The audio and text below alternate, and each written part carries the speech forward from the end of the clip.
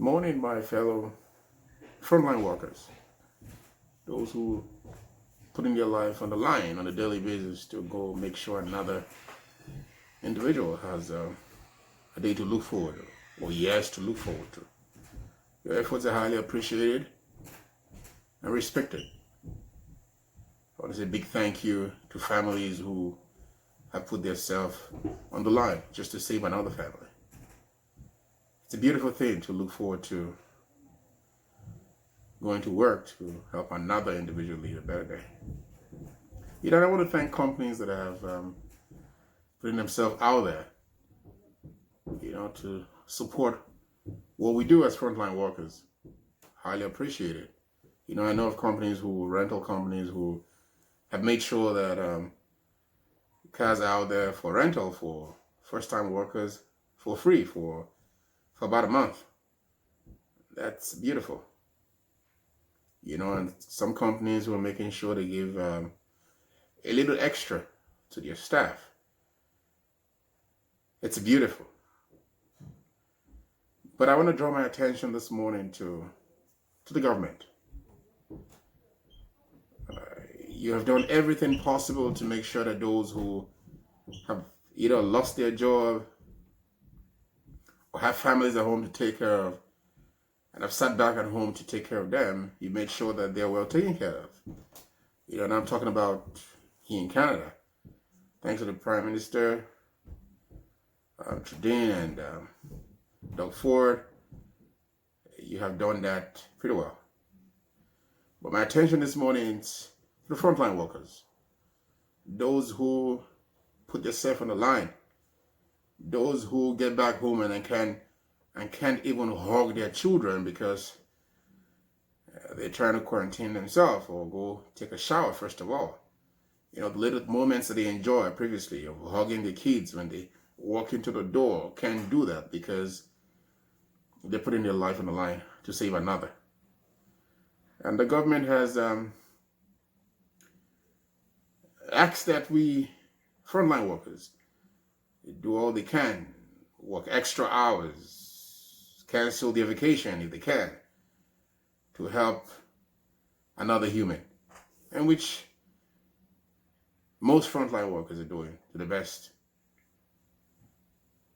But my question, it's a big question that comes with a question mark, is what is the government doing for the frontline worker? You've asked people to work extra hours, and this video originates from Canada, but I'm not just referring to Canada alone. I'm not referring to the Canadian government alone. I'm talking about the US, talking about all the countries around the world. What are you doing for the frontline worker? What did they stand to gain? You ask them to work extra hours. And some of them will not do an extra hour, not because they don't want to, but they're concerned that at the end of the day, they get ripped off by the system again. They have to pay huge taxes on the hours they've sacrificed in saving lives. And so they look at it, it's not worth it, So this is my proposition. I like the government around the world, but most especially my government. The Prime Minister, Justin Trudeau, and look forward. I'd like you guys to sit back and look at this. For frontline workers, for the period of this pandemic, my proposition is this: that every hour's work throughout this pandemic should be tax-free. Every pay should be tax-free for the period of this pandemic.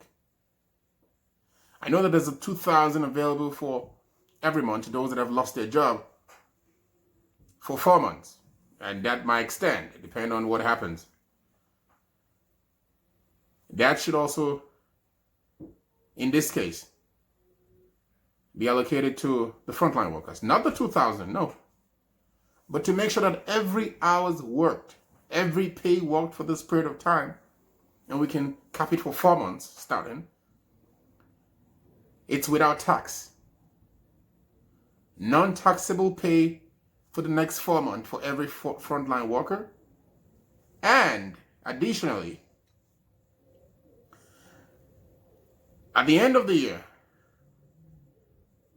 when it's tax return, that the pay for these 4 months, it's not counted amongst your taxable income for the end of the year. I would recap this again. First is that no HST and every other tax that goes out of the pay every month is not taken away from these men and women who are risking their lives and that of their families going out there to save another life. I feel like they deserve something from the government. Non-taxable, no HST deductions, no deductions from their pay for the next 4 months. And also, at the roundup of the year taxable, the salaries for the 4 months would not be included in their income, in their taxable income for the year. This is my proposition. We have to give something to these guys, risking their lives, risking that of their families. And for those fallen heroes, janitors, cleaners at the clinic or the hospitals or the old age homes that have passed on due to the COVID-19,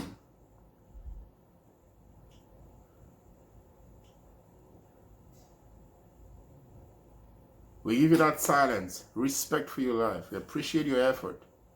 The families that have lost doctors, nurses, frontline workers, your efforts will never be forgotten. To the government, it is time to stand up. It is time to show these people, frontline workers, that you really do appreciate their efforts. It'll be painful. But having worked hours just to save lives, at the end of the year, you have to pay back the government for saving lives.